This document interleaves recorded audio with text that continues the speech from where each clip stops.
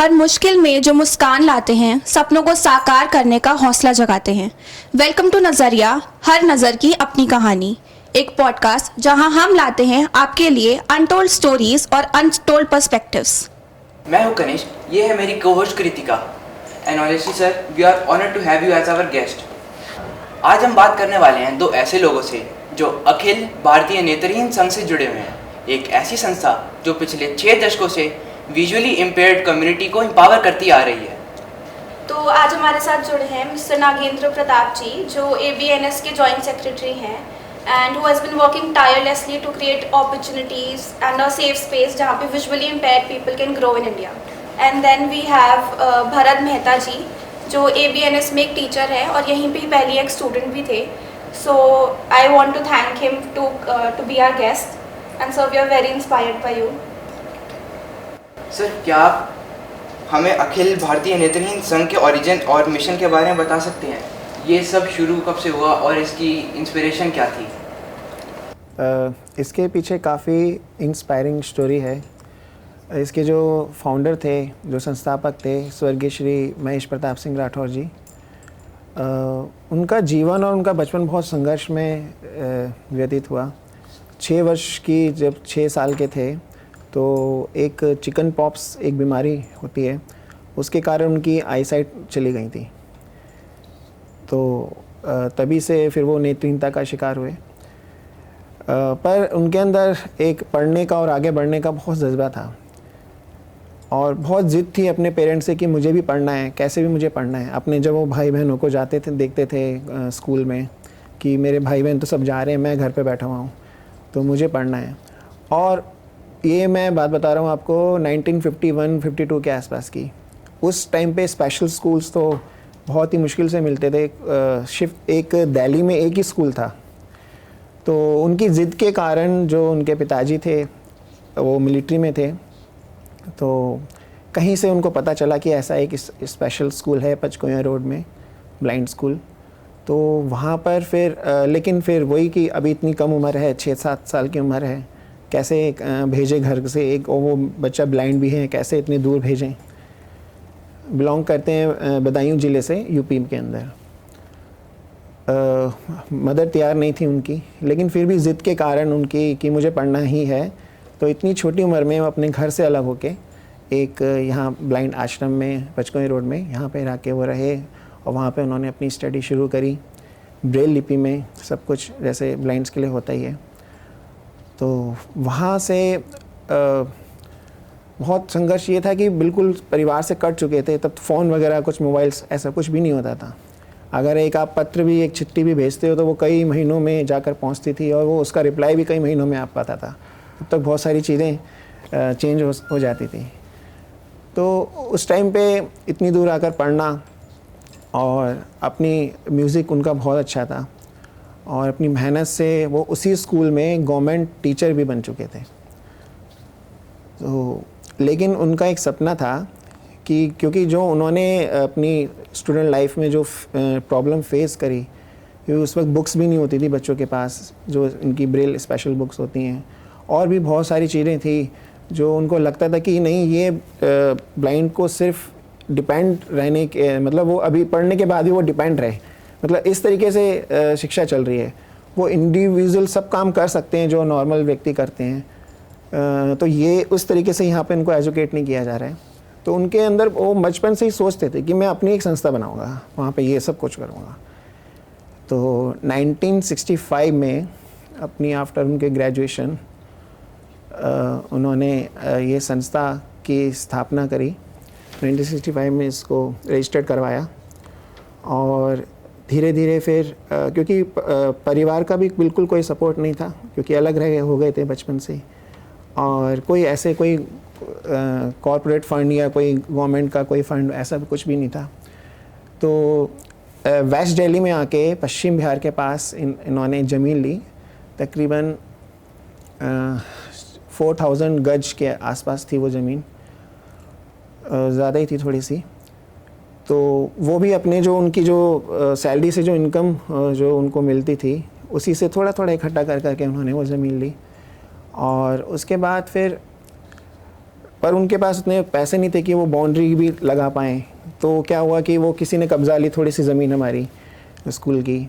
तो पहले ऐसे ही होता था कि खाली पड़ी रहती थी, जो जाके कब्ज़ा कर लेता था वो उसकी हो जाती थी।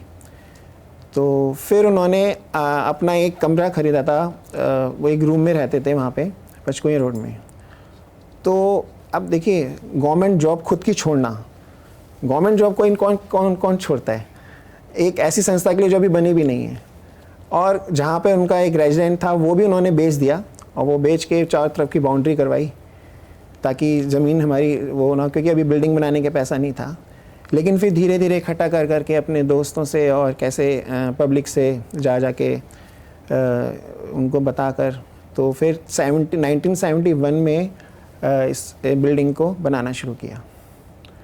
तो स्टार्टिंग में वो तकरीबन 13 या 14 बच्चों के साथ आए थे, और उस वक्त स्टाफ रखने के भी पैसे नहीं थे, तो सारा कुछ उनको खुद से मैनेज करना पड़ता था, उनके खाने का, रहने का, सारा सब कुछ। तो ये बहुत इंस्पायरिंग स्टोरी है। आज ये इतनी आलीशान बिल्डिंग बन चुकी है, इतना एक जो उन्होंने एक पौधा लगाया था वो एक विशाल वृक्ष, वट वृक्ष की तरह फैला हुआ है, और हज़ारों नेत्रहीन बच्चों का वेलफेयर, उनके एजुकेशन, उनको प्रमोट कर चुका है सोसाइटी में। It's very inspiring sir. हाँ जी। मतलब हमें काफ़ी चीज़ें ऐसी पता लगी जो हमें ऑलरेडी नहीं पता थी, सो दैट्स ट्रूली कमेंडेबल।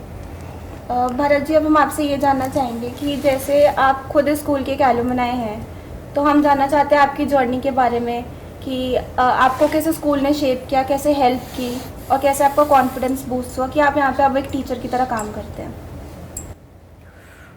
मैं इस स्कूल से 2012 में जुड़ा था।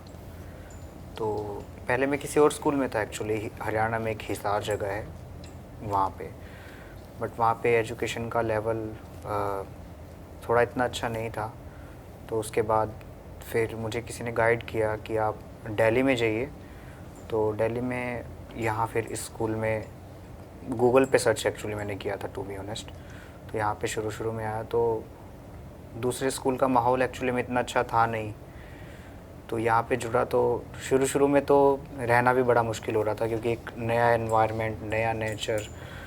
तो यहाँ पे आए, रूल्स काफ़ी स्ट्रिक्टनेस थे, क्योंकि यहाँ पे बच्चों को शुरू से ही एक ऐसे ट्रीट किया जाता है कि जैसे फैमिली की तरह यहाँ पे बच्चे रहते हैं। वहाँ पर ऐसे माहौल में एक्चुअली हम रहे नहीं थे जो यहाँ पे था। फिर धीरे धीरे इस माहौल के हिसाब से ढला, बहुत मुश्किल हुई, लेकिन ये सर हैं हमारे साथ में। स्पिरिचुअल क्लासेस एक्चुअली हमारी होती थी, होती भी हैं, जो मेन क्लासेस होती हैं उसके अलावा, जहाँ पर हम गीता की क्लासेस हो गई और रामायण, महाभारत, और यहाँ तक कि बहुत से बच्चे दीक्षित भी हैं हमारे स्कूल में। तो वहाँ से फिर लाइफ पूरी चेंज हो गई कि एक अच्छा एनवायरनमेंट क्रिएट हुआ, स्कूल में अच्छा माहौल मिला। कहते हैं ना, जैसी संगत वैसी रंगत। तो पुरानी संगत छूटकर जब नई संगत से जुड़ाव हुआ, तो धीरे धीरे यहाँ से मैं पास आउट हुआ। फिर पास आउट होने के बाद मैंने अपनी ग्रेजुएशन की श्री वेंकटेश्वरा कॉलेज से, और स्कूल में रहते ही मैंने अपनी स्पेशल 6 ईयर्स की एक डिग्री होती है म्यूज़िक में, प्रभाकर की, वो स्कूल में रहते ही मुझे प्राप्त हुई। जो आप टीचर की बात कर रहे हैं, तो इस स्पेशल डिग्री के बिहाफ पे ही यहाँ पर मैं एज अ टीचर अपॉइंटेड हूँ। और ये जो हमारी डिग्री होती है, ये गवर्नमेंट एग्ज़ाम में भी एप्लीकेबल होती है। तो यही एक टीचर तक की जर्नी रही। अब ऐसा था नहीं कि कभी भी, मतलब टीचर तो मुझे बनना था, लेकिन यहाँ पर इतनी जल्दी लाइफ में एक्चुअली ये खुशियाँ आएंगी, ये काफ़ी सरप्राइजिंग था मेरे लिए। सर का अचानक कॉल आया, तो फिर ज्वाइन किया है, तो अभी हो गया 1 साल, बहुत अच्छा लग रहा है। सर, मैं आप दोनों से पूछना चाहूँगा कि as a teacher and as a student बच्चों को ब्रेल लिपि सीखने में क्या डिफ़िकल्टीज आती हैं? देखो, जब एक स्टूडेंट आता है तो स्टूडेंट की भी कई तरह की ना एक सिचुएशन होती है। एक तो सपोज दैट अगर मैं अपनी बात करूं तो मैं बाय बर्थ ब्लाइंड हूं, कुछ लोग होते हैं लेट ब्लाइंड। अब बाय बर्थ जो ब्लाइंड होता है उसमें भी एक सबसे बड़ी प्रॉब्लम ये होती है कि जहाँ पर बच्चा ब्लाइंड हुआ है उस बच्चे के पेरेंट्स को ये बात पता है या नहीं पता कि इन बच्चों के स्पेशल स्कूल्स होते हैं या नहीं होते। अगर ये बात पता है तो वो बच्चे को डालेंगे 5, 6, 7 साल की उम्र में, जो कि बहुत छोटी एज होती है। 2, 3, 4 साल की उम्र में तो डाल नहीं सकते, क्योंकि बच्चे को घर से दूर रहना पड़ता है। अभी आपने जो हमारे गुरुजी थे जिन्होंने स्कूल की स्थापना करी, उनके बारे में सर ने बताया आपको कि 5, 6, 7 साल की उम्र में गए, तो वो उम्र भी हालांकि छोटी होती है। अब जो नॉर्मल बच्चा होता है वो तो इसलिए चला जाता है कि वो सुबह जाना है, दोपहर को वापस आना है। लेकिन यहाँ पर हर जगह स्पेशल स्कूल नहीं है, तो अवेयरनेस की कमी होने के कारण पेरेंट्स कई बार अवेयर नहीं होते। तो अगर तो बच्चा 5, 6, 7 साल की उम्र में किसी अच्छे इंस्टीट्यूशन से जुड़े, तब तो वो ब्रेल लिपि एक सीख सकता है। एक अच्छी उम्र होती है बच्चे की, मतलब लर्निंग भी स्ट्रॉन्ग होती है।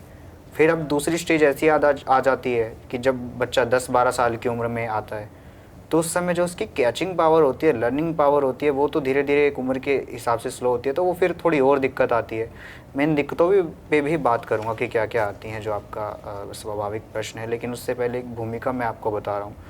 अब कुछ बच्चे ऐसे भी हैं जो कि हमारा एक ट्रेनिंग सेशन भी शुरू हुआ है, वहाँ पर लेट ब्लाइंड बच्चे आते हैं जो कि ऑलरेडी अपनी काफ़ी सारी एजुकेशन ले चुके होते हैं, लेकिन किसी दुर्घटना का शिकार होने के पश्चात वो फिर ऐसी स्थिति में आ जाते हैं जहाँ पर लेट ब्लाइंडनेस 18, 19, 20 साल, 25 साल, तो ऐसे लोगों के लिए बहुत मुश्किल होती है।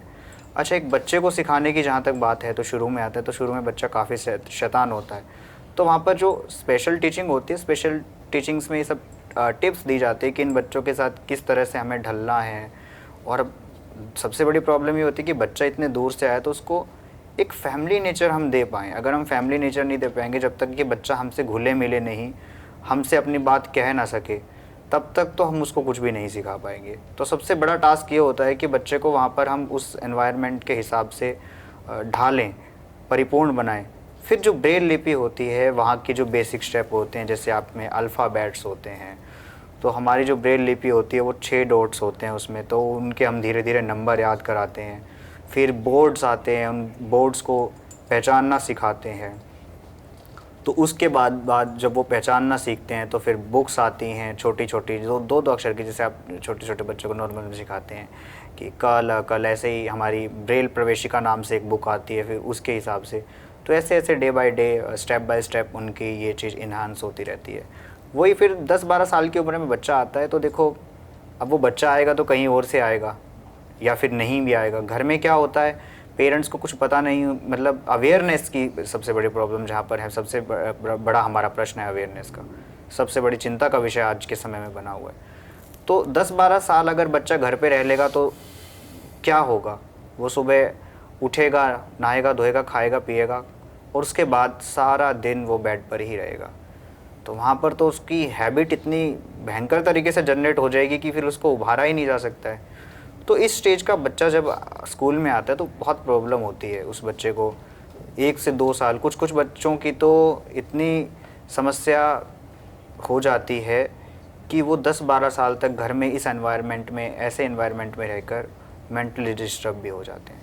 तो ऐसे बच्चों को संभाल पाना काफ़ी कठिन कार्य होता है। उन बच्चों के साथ 2-3 साल हमें एडजस्ट करना पड़ता है कि उनको हम बेसिक एनवायरनमेंट में ला सकें। अब यहाँ पर बच्चों को पेरेंट्स ये तक भी नहीं बताते हैं कई बार तो कि बच्चे का पोस्चर क्या होना चाहिए, खाने का तरीका क्या होना चाहिए, बैठा कैसे जाता है, बात कैसे की जाती है। तो हम इन बेसिक जो गतिविधियां हैं इनको भी ध्यान में रखते हुए इतना लंबा समय उन बच्चों के साथ कई बार हमें लग जाता है, अगर उन बच्चों की सिचुएशन ज़्यादा ख़राब हो तो।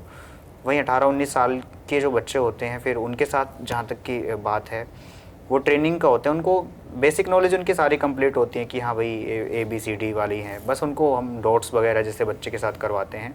तो लर्निंग पावर वगैरह की थोड़ी सी दिक्कत तो आ जाती है, क्योंकि जो चीज़ हम 5-6 साल, 7 साल की उम्र में, 10 साल की उम्र में, अगर 5 साल में एडमिशन हो, 10 साल की उम्र तक हम एक हमारा एनवायरनमेंट बन जाता है, तो वो तो नहीं हो पाता। लेकिन थोड़ा थोड़ा कुछ ट्रेनिंग वाले होते हैं कि इस तरह से होता है कि उनके माइंड पे इफ़ेक्ट कर जाती हैं कुछ दुर्घटनाएं। तो ऐसे माइंड इफेक्टेड बच्चों को थोड़ा डील करना मुश्किल पड़ जाता है। बाकी जो नॉर्मल जिनकी विज़न वैसे कम हो जाती है, उनके साथ तो दिक्कत इतनी नहीं होती है। जिनके माइंड पे इफ़ेक्ट कर जाती हैं दुर्घटना, उनको फिर बहुत मुश्किल से हम ट्रीट कर पाते हैं। ये वही अवस्था है जो 10-12 साल के बच्चा जब हम ज्वाइन करते हैं उस अवस्था से बिलोंग करती है। और सर जैसे कि आपने मेंशन करा कि कुछ बच्चे इतने ज़्यादा मेंटली डिस्टर्ब होते हैं कि उनको ये भी नहीं पता होता कि उनका पोस्चर क्या होना चाहिए, बेसिक चीज़ें कैसे उनको अपनी लाइफ में डे टू डे एक्टिविटीज़ के साथ डील करना है। तो उसी से रिलेटेड मेरा एक क्वेश्चन है कि जैसे बाकी स्कूल्स में कल्चरल एक्टिविटीज़ होती हैं, डांस होता है, स्पोर्ट्स होता है, एक बच्चे की पूरी ओवरऑल डेवलपमेंट के लिए, तो जैसे ABNS जैसे स्पेशल स्कूल में ऐसी क्या चीज़ें आप प्रोवाइड करते हैं जिससे एक बच्चा ना सिर्फ पढ़ाई में बट बाकी चीज़ों में भी आगे बढ़ सकता है अगर उसको फ्यूचर में कुछ और अचीव करना है? इसमें जैसे मेरे सर ने बताया कि जो लेट ब्लाइंड होते हैं उनको काफ़ी दिक्कत आती है, और हमारे पास ना ऐसे बच्चे आते हैं काफ़ी रूरल एरिया से, जैसे बिहार, पश्चिमी चंपारण एक ज़िला है, वहाँ पे सबसे ज़्यादा ब्लाइंडनेस है, झारखंड और छत्तीसगढ़, यहाँ से बच्चे आते हैं। और ये इतने गरीब परिवारों के होते हैं, तो बच्चे कई बार खाना भी नहीं, वो 10-10 साल के हो जाता है, उसको माँ ही खिला रही है और सब कुछ वो कर रही है। तो उन बच्चों के लिए फिर सबसे पहले जो हमारे यहाँ पे हम मोबिलिटी सिखाते हैं। मोबिलिटी मीन्स कि उनको कैसे चलना है, कैसे वो करना है, तो वो सबसे पहले ध्यान दिया जाता है। तो इसमें बच्चे हमारे कुछ बच्चे तो इतने एक्टिव हो जाते हैं कि 14-15 साल की उम्र में ही वो मेरे पास आते हैं कि सर अब मेरे को ना एक NOC दे दो कि मुझे ना घर अपने आप जाना है, कि मेरे पेरेंट्स एक्चुअली गरीब परिवारों से कि इतना आना जाना वो नहीं कर पाते, तो मुझे दिक्कत होती है, तो मुझे NOC। मैंने कहा इतना छोटा अभी तुम 15 साल के अभी कैसे जा पाओगे? कह रहे नहीं सर मैं अपने पेरेंट्स से आपको बात करवा दूंगा, मैं लिखवा के ले आऊँगा। अब देखिए रिक्शे से मेट्रो जाना, मेट्रो से फिर ट्रेन पकड़ना, वहाँ से फिर पूरा बिहार छत्तीसगढ़ तक वहाँ तक जाना, तो ये एक टोटली ब्लाइंड बच्चा कर पा रहा है। तो हम उनको ऐसी ट्रेनिंग देते हैं शुरू से ही, एजुकेशन के साथ साथ मोबिलिटी की, और इसके अलावा स्किल डेवलपमेंट के जो कोर्सेज़ हैं वो भी उनके लिए बहुत बेनिफिट होते हैं। तो सबसे पहले बच्चे का मानसिक विकास करना होता है, क्योंकि जो भी ऐसी घटना होती है ना उस पर सबसे ज़्यादा माइंड पे इफ़ेक्ट पड़ता है। जैसे भरत सर ने बताया, एक डिप्रेशन आ जाता है कि मैं अभी तक तो सब कुछ देख रहा था, 5, 6, 7, 8 साल तक मैंने सब कुछ देखा, अब एकदम से अंधेरा हो गया, तो आगे बढ़ने की चाहत, कुछ करने की चाहत सब खत्म हो जाती है उस वक्त। तो हमें 1-2 साल लगता है उस बीच में बच्चों की मेंटली प्रिपेयर करने के लिए। और फिर कुछ ऐसे इंस्ट्रूमेंट्स हैं, कुछ ऐसा माहौल को बहुत अच्छा मिल जाता है कि यहाँ पर उनको लगता है कि मैं खुद एक अकेला ब्लाइंड नहीं हूँ, यहाँ पे तो पूरी कम्युनिटी है, यहाँ पे इतने सारे बच्चे हैं, मेरे से भी छोटे बच्चे हैं। वो जब 12-13 साल का वो ये देखता है कि मैं ये तो 6 साल का बच्चा भी यहाँ पे इतने अच्छे से रह रहा है, क्रिकेट खेल रहा है और भी गेम्स खेल रहा है, चेस खेल रहा है, तो उनके अंदर वहाँ से वो फीलिंग आती है कि हाँ अब मैं भी कर सकता हूँ, मैं तो इससे बड़ा हूँ, मैं भी कर सकता हूँ। तो वो माहौल देना बहुत ज़रूरी है। तो जब आप मिलकर रहोगे तो वो बहुत अच्छे से मैनेज हो जाता है। सर जैसे हम स्पोर्ट्स की बात करते हैं, सर आप बच्चों को क्रिकेट कैसे सिखाते हैं, या फिर चेस वगैरह है तो बच्चे को कैसे सीखते हैं खेलना? क्या उसके लिए कोई स्पेशल बोर्ड आता है? हाँ, स्पेशल बोर्ड होता है, जो इनके क्या बोलते हैं उसको, गोटियाँ जो होती हैं, पीसीस जो होते हैं वो सेम वही होते हैं। जैसे हमारे में विषप होता है, और जो हाथी होता है, ऊँट होता है, घोड़ा होता है, ये सब वो, और चलता भी वही, चालें भी सब कुछ सेम होती हैं, लेकिन इनके बोर्ड में ना एक होल होता है, तो वो उसके अंदर वो ऐसे फिक्स हो जाता है, तो जिसके ऐसे टच करके जब करते हैं तो वो गिरता नहीं है। तो आप भी खेल सकते हैं, नॉर्मल चेस के सारे वही चालें होती हैं, सब कुछ सेम होता है। क्रिकेट के अंदर इनकी एक स्पेशल बॉल होती है जिसके अंदर कुछ छर्रे डले होते हैं, तो वो नीचे ऐसे ग्राउंड पे ही खेली जाती है, वो तो ग्राउंड पे ही उसको फेंका जाता है, और फिर वो आवाज़ सुन के फिर जो बैट्समैन होता है वो उसको फिर शॉट प्ले करता है उसको, तो उसकी पूरी ट्रेनिंग दी जाती है। और ब्लाइंड क्रिकेट तो इस वक्त काफ़ी आगे बढ़ चुका है। अब एक खबर सुनने में आ रही है कि BCCI जो है इंडिया का, वो भी ब्लाइंड क्रिकेट को अपने उसमें शामिल करने वाला है। जो कॉम्पिटिशन्स होते हैं उसमें हमारे बच्चे जाते हैं। हमारे 2 बच्चे national Indian cricket blind team में सिलेक्टेड हैं, और 2 गर्ल्स हमारी नेशनल टीम में सिलेक्टेड हैं। तो इनको प्रॉपर कोच है हमारे पास जो इनको कोचिंग देते हैं। और इसके अलावा और कोच जो स्पोर्ट्स में होते हैं वो भरत सर आपको बता सकते हैं। चेस, क्रिकेट, और हमारा एक एक्रोबैटिक योगा बच्चे करते हैं। एक्रोबैटिक योगा में जो अवार्ड है एशिया बुक ऑफ रिकॉर्ड, मतलब एशिया जो महाद्वीप है उसकी एक इकलौती ऐसी टीम है जो ब्लाइंड्स की वो एक्रोबैटिक योगा करती है। India book of record, Limca book of record, ऐसे बहुत से अवार्ड बच्चों ने योगा के परफॉर्मेंस से जीते। और यहाँ तक कि जो हमारे आदरणीय राष्ट्रपति रहे थे प्रणब मुखर्जी, उनसे मिलने का भी अवसर प्राप्त हुआ। बहुत सारे टीवी शोज़ भी किए, इंडिया बनेगा मंच, काफ़ी सारे न्यूज़ चैनल पर भी ये प्रस्तुतियाँ काफ़ी बार बच्चों ने दी। और जैसे कि आपको सर ने बताया ही कि क्रिकेट में नेशनल में गए बच्चे, तो ऐसे ही हमारा चेस में भी नेशनल जाता है। इवन 2 बार मैं भी स्कूल को रिप्रेजेंट नेशनल में कर चुका हूँ। जोनल नॉर्थ जोन से मैं 1 बार सेकंड और 1 बार थर्ड भी रह चुका हूँ। और काफ़ी और सारे लोग भी हैं जो नेशनल को चेस में भी और जोनल में अपनी अच्छी रैंक ला के स्कूल का नाम रोशन करते रहे हैं और कर भी रहे हैं। और अभी भी 4 से 5 दिन बाद ही जो इसकी शुरुआती कड़ी होती है, दिल्ली स्टेट, देन उसके बाद जोनल, देन फिर नेशनल, इस बार फिर से हमारे बच्चे जाने के लिए तैयार हैं। सर, जैसे अभी कुछ टाइम पहले हिंदी फिल्म एक्टर राजकुमार राव की एक पिक्चर आई थी माही, Yes. उसमें दिखाया गया था कि उनको कितने स्ट्रगल्स फेस करने पड़े थे अपनी एजुकेशन से रिलेटेड, कॉलेज लाइफ से रिलेटेड। तो क्या वो स्ट्रगल्स आज की डेट में भी बच्चों को फेस करने पड़ते हैं? सिलेबस में कुछ बदलाव हुआ है? जैसे पहले कॉलेज में अलाउ नहीं करते थे। हाँ, नहीं अभी भी काफ़ी है, क्योंकि अभी जो बच्चों के लिए सिर्फ आर्ट्स के सब्जेक्ट्स ही हैं। अभी साइंस के और कॉमर्स के सब्जेक्ट्स बच्चों के लिए अभी इंडिया में अभी इतने अवेलेबल हैं भी नहीं। और अगर किसी को पढ़ना होता है तो उसको बिल्कुल एक पर्सनल ट्यूटर अपने साथ रखना पड़ता है। वो उसके साथ कॉलेज भी जाएगा, वो उसके साथ होमवर्क के टाइम भी उसकी मदद करेगा, क्योंकि अभी वो टेक्नोलॉजी नहीं है कि बच्चों को हम साइंस के या कॉमर्स के हिसाब से एक ब्लाइंड्स को हम ट्रीट कर सकते हैं। जबकि ऐसा हो सकता है, क्योंकि बच्चे कॉमर्स में कंप्यूटर के अंदर काफ़ी कुछ वो कर सकते हैं। जैसे हमारे यहाँ पे 6th क्लास से ही हम लोग कंप्यूटर शुरू कर देते हैं।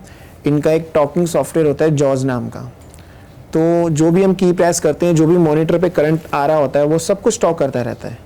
अच्छा, स्मार्टफोन भी चलाते हैं बच्चे, टच वाला फ़ोन भी चलाते हैं, तो वो उसमें टॉक बैक होता है, तो उससे वो सारे काम कर लेते हैं। व्हाट्सएप पे सब कुछ भेजना, रिसीव करना, यूट्यूब पे सर्च करना, मतलब जो हम लोग कर सकते हैं वो सब कुछ वो कर सकते हैं। तो इसमें ये हो सकता है कि कॉमर्स के सब्जेक्टों में कि अगर कंप्यूटर के बेस पर बच्चों को सिलेक्ट किया जाए तो एक्सेल के अंदर और भी जो सॉफ्टवेयर है टैली के अंदर वो काम कर सकते हैं कॉमर्स में। पर अभी ऐसा है नहीं इस वक्त ना, अभी बहुत मुश्किल होती है। हमारे स्कूल में भी कई बच्चे में से आके बोलते हैं 10th के बाद कि सर हमें अब आर्ट्स में नहीं करना, हमने इतने साल आर्ट्स पढ़ लिए लेकिन अब हमें कॉमर्स में जाना है। मैंने कहा आपके अभी कोई स्कोप नहीं है, और अगर आपको जाना भी है तो आपका बहुत सारा बजट आपको चाहिए होगा कि आपको एक पर्सनल ट्यूटर रखना पड़ेगा अपने साथ 24 घंटे। तो भारत जी, मेरा अगला सवाल आपसे ये रहेगा कि जैसे कि आपने हमें बताया कि आप बाय बर्थ ही ब्लाइंड हैं, तो आपकी फैमिली का क्या सपोर्ट था, आपकी डेवलपमेंट कैसे हुई? और जैसा एक स्टिग्मा बना हुआ है कि जैसे विजुअली इम्पेयर्ड लोगों के काफ़ी सारे पेरेंट्स ऐसे जो एक्सेप्ट नहीं करते, तो उस स्टिग्मा को आप कैसे ब्रेक करना चाहते हैं और क्या मैसेज देना चाहते हैं हमारी ऑडियंस को? मेरी फैमिली के बारे में तो मैं जितना कहूँ कम है, वर्ड ही नहीं है मेरी डिक्शनरी में एक्चुअली, जितना मुझे सपोर्ट मिला है मेरी फैमिली से। बाय बर्थ ब्लाइंड हो गया, उन्होंने उसके हिसाब से मुझे भेजा। जब 7 साल की उम्र में था, मैंने आपको पहले ही बताया कि मैं हरियाणा के हिसार में एक स्कूल में था, 7 साल की उम्र में ही उन्होंने मेरे को वहाँ पे भेजा। उनको बहुत मुश्किल से पता लगा, काफ़ी पता किया, हालांकि मैं एक गांव से नहीं, एक शहर से बिलोंग करता हूँ, हरियाणा से, जींद से। तो शहर था नहीं था वहाँ पे भी अवेयरनेस, लेकिन फिर भी एक नॉर्मल बच्चे की तरह ही मुझे ट्रीटमेंट मिली, वही सारी चीज़ें जो नॉर्मल बच्चों को मिलती हैं। बचपन में खेलने की चीज़ें हुई, वही लाड प्यार। जहाँ तक ये था कि बच्चे की आदतें कैसी हैं, बीच में हमने बात करी थी, तो वो आदतें भी मेरी फैमिली की वजह से ही सारी पहले से ही अच्छी हो गई थी। कि मेरी मम्मी ने इतना अच्छा मुझे ट्रीट किया कि बैठता गलत था तब भी एक मार पीट के भी मुझे सही किया, कुछ आदतें मेरी नहीं सही हुई तो। और मैसेज तो अब जो यही है कि हम एक चैन बना सकते हैं, क्योंकि गांव में तो अभी सोच वैसी है कि बच्चा हो जाता है ब्लाइंड, इसको फेंक दो, ये कर दो, वो कर दो। वो आज भी कुछ पिछड़े इलाके के गांव हैं, वो मानसिकता बरकरार है, या फिर नहीं भी बरकरार है तो चलो ठीक है, 5-6 साल 7 साल जैसे तैसे, मतलब एक होता है ना कि इरिटेशन से, ईर्ष्या भाव से उसको इतने साल तक खिला लिया, बड़ा कर दिया, फिर धक्का मार दिया कि चल भैया अब घर चले जा। घर जाने के बाद कोई लिंक नहीं, कुछ ऐसे बच्चे भी हम देखते हैं कि जिनको यही नहीं पता कि मेरी फैमिली अब रह कहाँ रही है, कोई लिंक नहीं है, उन्होंने छोड़ दिया, कहीं चले गए। तो अभी हम एक ऐसा कार्य कर सकते हैं कि एक चैन बनाएं जहाँ पर एक हर राज्य के हर शहर से कोई ना कोई जुड़ा हुआ हो।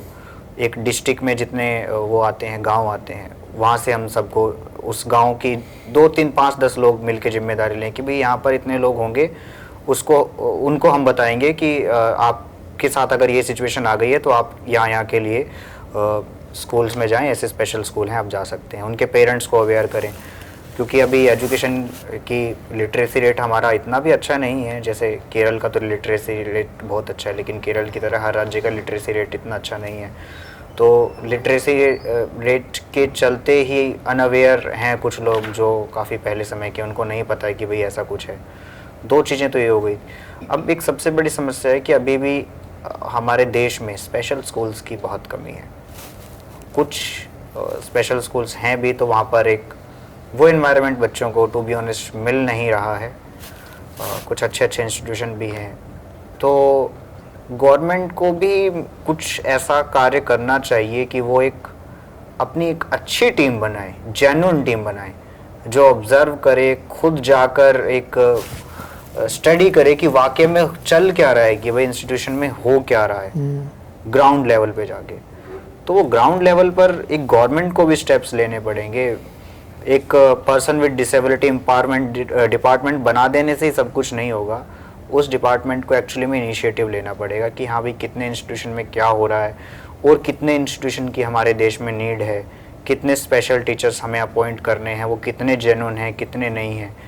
तो बहुत सारी चीज़ें अभी होनी बाकी हैं। बहुत सही मायने में कहें कि टेक्नोलॉजी के माध्यम से हम आ तो बराबरी पर गए हैं, लेकिन वही लोग बराबर आए हैं जिनको एक अच्छा इन्वायरमेंट मिल पाया है, जिनको एक अच्छा साथ फैमिली का और अच्छे टीचर्स या फिर 1-2 जो अच्छे इंस्टीट्यूशन हैं वहाँ पर लोग जुड़ पाए हैं, वही लोग आ गए हैं। नहीं तो अगर देखा जाए तो हैरानी होगी आपको जान के 70 to 80% ऐसी कम्युनिटी में हमारी संख्या है जो अभी भी बहुत सी समस्याओं से जूझ रही है, काफ़ी पीछे है अभी। उनके पास मतलब एक भिक्षावृत्ति के अलावा और कोई ऑप्शन नहीं बचता है फिर, क्योंकि वो माहौल ना घर से मिल पाया, ना किसी इंस्टीट्यूट से मिल पाया, अवेयरनेस की कमी थी। तो अब क्या करते हैं, कुछ ब्लाइंड, अगर उनकी कोई नौकरी नहीं लग रही है और उनको कुछ आता भी नहीं है, जैसे हमारे इसमें तो हम वोकेशनल ट्रेनिंग्स देते हैं बच्चों को, काफ़ी सारी चीज़ें सिखाते हैं जिससे अगर उनकी जॉब्स अगर नहीं भी लगती है तो वो अपने पैरों पर खुद से खड़े हो सकते हैं।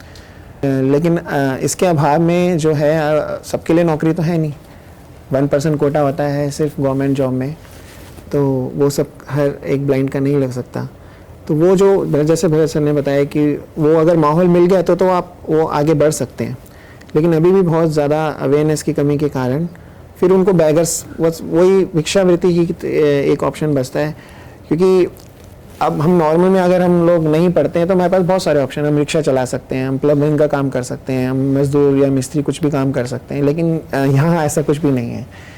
तो यही है कि रोज़गार जो है वो देना, उसके लिए कैपेबल बनाना एक ब्लाइंड को भी, कि वो अपने पैरों पर भी खड़ा हो पाए। तो यही सोच थी राठौर जी की कि पढ़ाई के साथ साथ ये सब चीज़ें भी सिखाना। तो ये प्रॉब्लम्स हैं और समाज को और गवर्नमेंट को मिलकर इस चीज़ की तरफ देखना चाहिए। तो अगला सवाल मेरा भरत जी आपसे ही रहेगा कि आपने अपने स्कूल के दिनों में और अब के दिनों में नई टेक्नोलॉजी जैसे आई है, नया टीचिंग पैटर्न है, तो आपने क्या अंतर देखा है दोनों में? बहुत सारे बदलाव हैं। पहले तो जो ट्रेनिंग का पार्ट था, हमने शुरू में बात करी थी, तो जब हम पढ़ते थे तो ट्रेनिंग का पार्ट तब नहीं था यहाँ पे। तो अब हमारे स्कूल में एक ट्रेनिंग का पार्ट जुड़ा, वोकेशनल ट्रेनिंग जो कि हमारे टाइम में नहीं थी वो जुड़ी, जो कि अभी जस्ट ही आपको सर ने बताया। वो वोकेशनल ट्रेनिंग में हम बहुत सारी चीज़ें बच्चे सीखते हैं, कैंडल्स बनाना हो गया और कैरी बैग्स हो गए, धूप अगरबत्ती हो गया और LED बल्ब वगैरह हो गए, बहुत सारी चीज़ें उसमें सिखाते हैं। और एक और नई चीज़ अभी हमने शुरू करी कि जैसे MNC में आप देखते हो कि जो भी जाता है तो उसको टेक्नोलॉजी में काफ़ी ज़बरदस्त होना चाहिए। तो उसके लिए हमारा इंस्टीट्यूशन NIIT जो कि एशिया का नंबर 1 इंस्टीट्यूशन है अभी, वहाँ से कंप्यूटर की बेसिक और एडवांस के कोर्स कराता है, जो कि 6 मंथ्स के होते हैं। 6 मंथ का बेसिक और 6 महीने का एडवांस होता है। तो 1 साल में बच्चा अपना कंप्यूटर में परफेक्ट होकर के अपनी एमएनसी में भी जॉब ले लेता है। तो ये कुछ बहुत बड़े स्तर के मेजर चेंजेस हैं। हुए तो बहुत चेंजेस हैं, लेकिन अगर मैं आपको बताने लग जाऊं तो बहुत समय बीत जाएगा। एक्चुअली मैं इस स्कूल के मैनेजमेंट की मैं एक तारीफ़ इस बात की करना चाहूँगा, जो लेटेस्ट टेक्नोलॉजी आती है, लेटेस्ट कुछ आता है, जो ग्रैब कर सकते हैं उसको वो ग्रैब कर लेते हैं, उसका मौका हाथ से जाने नहीं देते हैं। तो इतने सारे चेंजेस, इवन अगर आप कहेंगे कि कल कोई टेक्नोलॉजी नहीं आने वाली है, तो एडवांस में उसकी रिसर्च करके उसके आते ही उसको वहाँ पे इंस्टॉलमेंट कैसे हो सकता है, स्कूल के किस पार्ट में कैसे कर सकते हैं। हालांकि इतनी स्ट्रेंथ होने के बावजूद भी जगह नहीं है, लेकिन फिर भी जगह बनानी कैसे है। अब हमारे पास और ट्रेनिंग के बच्चे इतने आ रहे हैं, लेट ब्लाइंड आ रहे हैं, तो सोच इतनी अच्छी है मैनेजमेंट की कि नए बच्चों को हम कैसे रख सकते हैं। जगह की कमी पड़ गई तो एक और नई बिल्डिंग ऊपर हमें एक और फ्लोर बना रहे हैं, अब उसका कार्य चल रहा है।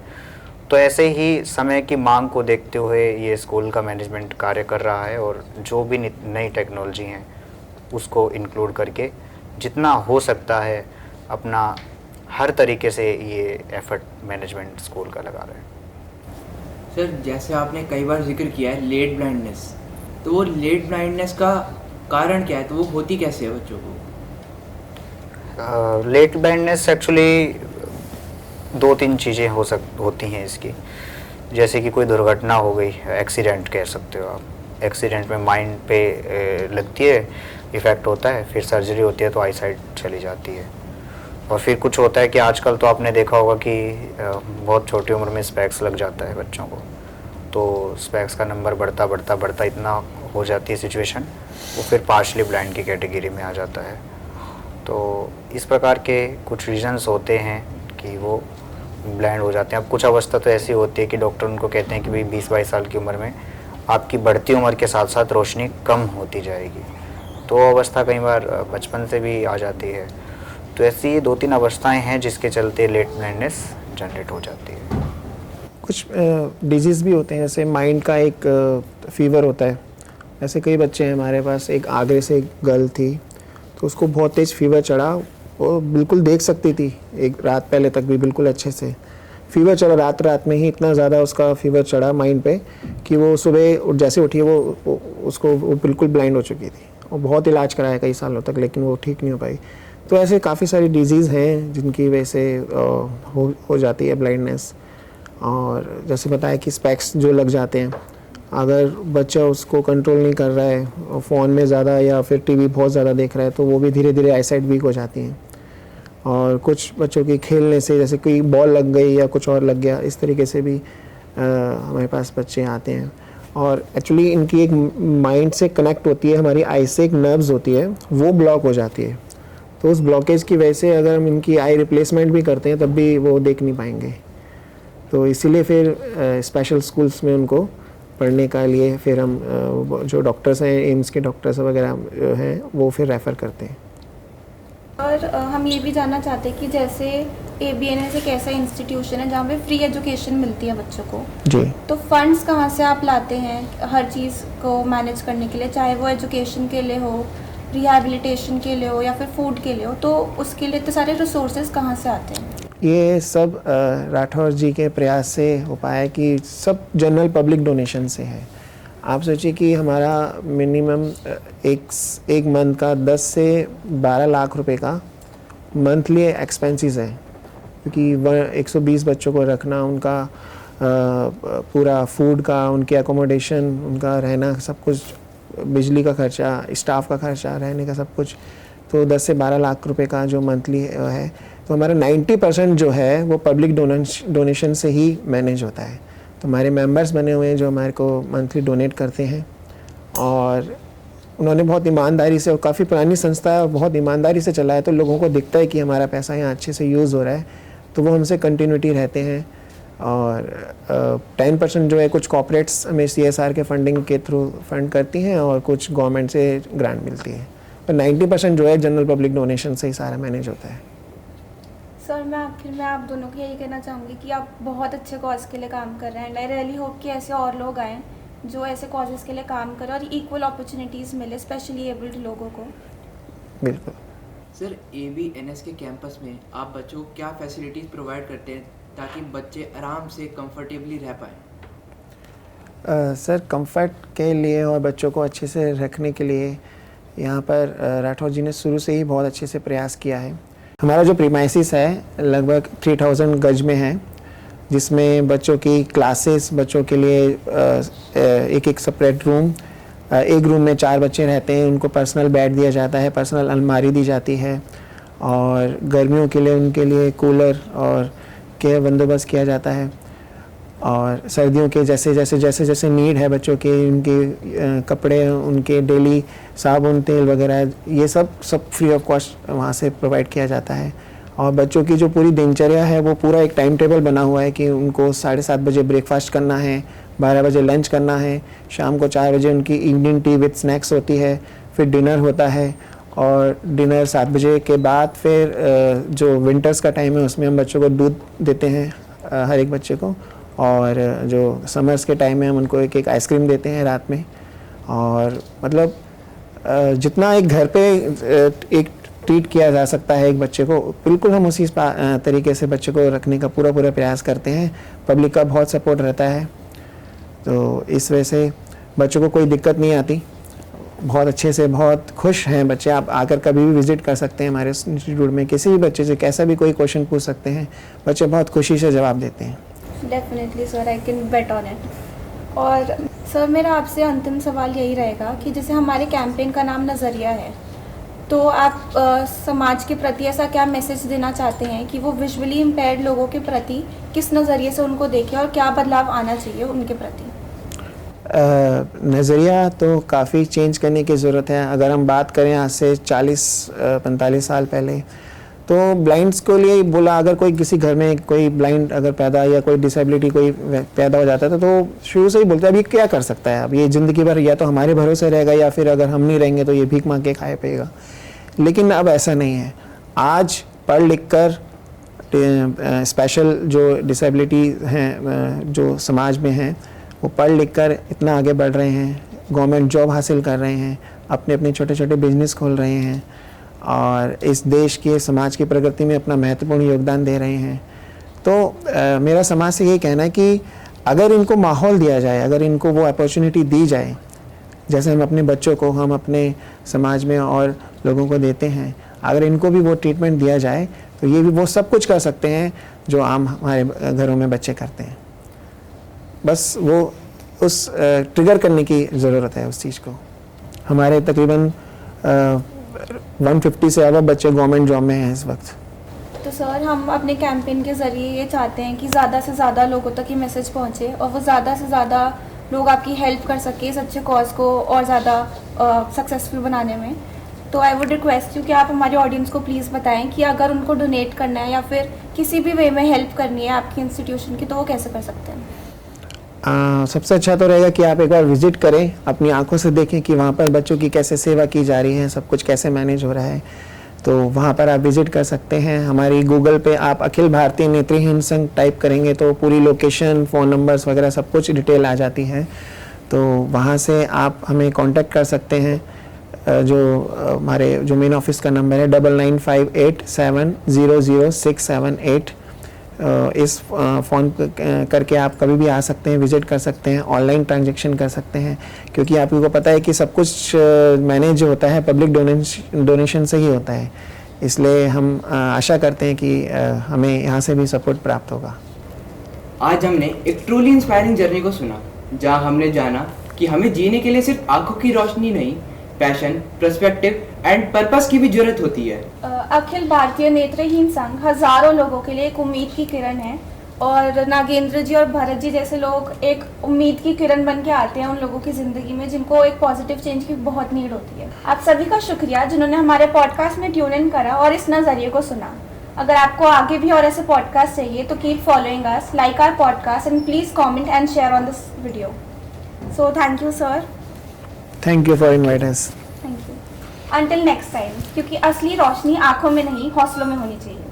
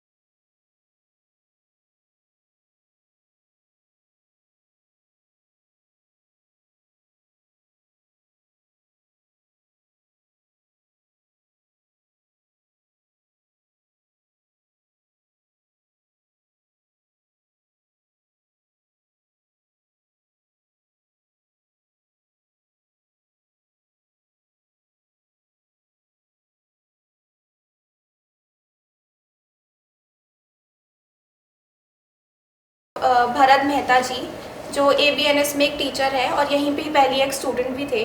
सो I want to thank him to be our guest and sir we are very inspired by you. Sir, क्या आप हमें अखिल भारतीय नेत्रहीन संघ के ओरिजिन और मिशन के बारे में बता सकते हैं? ये सब शुरू कब से हुआ और इसकी इंस्पिरेशन क्या थी? इसके पीछे काफ़ी इंस्पायरिंग स्टोरी है। इसके जो फाउंडर थे, जो संस्थापक थे, स्वर्गीय श्री महेश प्रताप सिंह राठौर जी, उनका जीवन और उनका बचपन बहुत संघर्ष में व्यतीत हुआ। 6 साल के थे तो एक चिकन पॉक्स एक बीमारी होती है, उसके कारण उनकी आईसाइट चली गई थी। तो तभी से फिर वो नेत्रहीनता का शिकार हुए। पर उनके अंदर एक पढ़ने का और आगे बढ़ने का बहुत जज्बा था और बहुत ज़िद थी अपने पेरेंट्स से कि मुझे भी पढ़ना है, कैसे भी मुझे पढ़ना है। अपने जब वो भाई बहनों को जाते थे, देखते थे स्कूल में कि मेरे भाई बहन तो सब जा रहे हैं, मैं घर पे बैठा हुआ हूँ, तो मुझे पढ़ना है। और ये मैं बात बता रहा हूँ आपको 1951-52 के आसपास की। उस टाइम पे स्पेशल स्कूल्स तो बहुत ही मुश्किल से मिलते थे। शिफ्ट एक दिल्ली में एक ही स्कूल था। तो उनकी ज़िद के कारण जो उनके पिताजी थे वो मिलिट्री में थे, तो कहीं से उनको पता चला कि ऐसा एक स्पेशल स्कूल है पचकोया रोड में, ब्लाइंड स्कूल। तो वहाँ पर फिर लेकिन फिर वही कि अभी इतनी कम उम्र है, 6-7 साल की उम्र है, कैसे भेजे घर से, एक वो बच्चा ब्लाइंड भी है, कैसे इतनी दूर भेजें। बिलोंग करते हैं बदायूं ज़िले से, यूपी के अंदर। मदर तैयार नहीं थी उनकी, लेकिन फिर भी ज़िद के कारण उनकी कि मुझे पढ़ना ही है, तो इतनी छोटी उम्र में वो अपने घर से अलग होके एक यहाँ ब्लाइंड आश्रम में पचकोई रोड में यहाँ पे रह के वो रहे और वहाँ पे उन्होंने अपनी स्टडी शुरू करी ब्रेल लिपि में, सब कुछ जैसे ब्लाइंड्स के लिए होता ही है। तो वहाँ से बहुत संघर्ष ये था कि बिल्कुल परिवार से कट चुके थे। तब फ़ोन वगैरह कुछ मोबाइल्स ऐसा कुछ भी नहीं होता था। अगर एक आप पत्र भी, एक चिट्ठी भी भेजते हो तो वो कई महीनों में जाकर पहुँचती थी और वो उसका रिप्लाई भी कई महीनों में आ पाता था। तब तक बहुत सारी चीज़ें चेंज हो जाती थी। तो उस टाइम पे इतनी दूर आकर पढ़ना, और अपनी म्यूज़िक उनका बहुत अच्छा था और अपनी मेहनत से वो उसी स्कूल में गवर्नमेंट टीचर भी बन चुके थे। तो लेकिन उनका एक सपना था कि क्योंकि जो उन्होंने अपनी स्टूडेंट लाइफ में जो प्रॉब्लम फेस करी, क्योंकि उस वक्त बुक्स भी नहीं होती थी बच्चों के पास, जो इनकी ब्रेल स्पेशल बुक्स होती हैं, और भी बहुत सारी चीज़ें थी जो उनको लगता था कि नहीं, ये ब्लाइंड को सिर्फ डिपेंड रहने के, मतलब वो अभी पढ़ने के बाद ही वो डिपेंड रहे, मतलब इस तरीके से शिक्षा चल रही है। वो इंडिविजुअल सब काम कर सकते हैं जो नॉर्मल व्यक्ति करते हैं, तो ये उस तरीके से यहाँ पे इनको एजुकेट नहीं किया जा रहा है। तो उनके अंदर वो बचपन से ही सोचते थे कि मैं अपनी एक संस्था बनाऊँगा, वहाँ पे ये सब कुछ करूँगा। तो 1965 में अपनी आफ्टर उनके ग्रेजुएशन उन्होंने ये संस्था की स्थापना करी।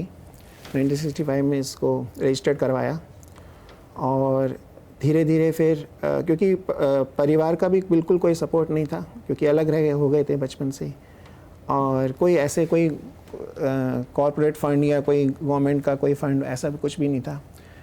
तो वेस्ट दिल्ली में आके पश्चिम बिहार के पास इन्होंने ज़मीन ली, तकरीबन 4000 गज के आसपास थी वो ज़मीन, ज़्यादा ही थी थोड़ी सी। तो वो भी अपने जो उनकी जो सैलरी से जो इनकम जो उनको मिलती थी उसी से थोड़ा थोड़ा इकट्ठा कर करके उन्होंने वो ज़मीन ली। और उसके बाद फिर पर उनके पास उतने पैसे नहीं थे कि वो बाउंड्री भी लगा पाएँ। तो क्या हुआ कि वो किसी ने कब्ज़ा ली थोड़ी सी ज़मीन हमारी स्कूल की। तो पहले ऐसे ही होता था कि खाली पड़ी रहती थी, जो जाके कब्ज़ा कर लेता था वो उसकी हो जाती थी। तो फिर उन्होंने अपना एक कमरा ख़रीदा था, वो एक रूम में रहते थे वहाँ पे पचकुई रोड में। तो अब देखिए, गवर्नमेंट जॉब खुद की छोड़ना, गवर्नमेंट जॉब को कौन कौन कौन छोड़ता है, एक ऐसी संस्था के लिए जो अभी बनी भी नहीं है। और जहाँ पे उनका एक रेजिडेंट था वो भी उन्होंने बेच दिया, और वो बेच के चारों तरफ की बाउंड्री करवाई ताकि ज़मीन हमारी वो ना, क्योंकि अभी बिल्डिंग बनाने के पैसा नहीं था। लेकिन फिर धीरे धीरे इकट्ठा कर करके अपने दोस्तों से और कैसे पब्लिक से जा के उनको बताकर, तो फिर 1971 में इस बिल्डिंग को बनाना शुरू किया। तो स्टार्टिंग में वो तकरीबन 13 या 14 बच्चों के साथ आए थे, और उस वक्त स्टाफ रखने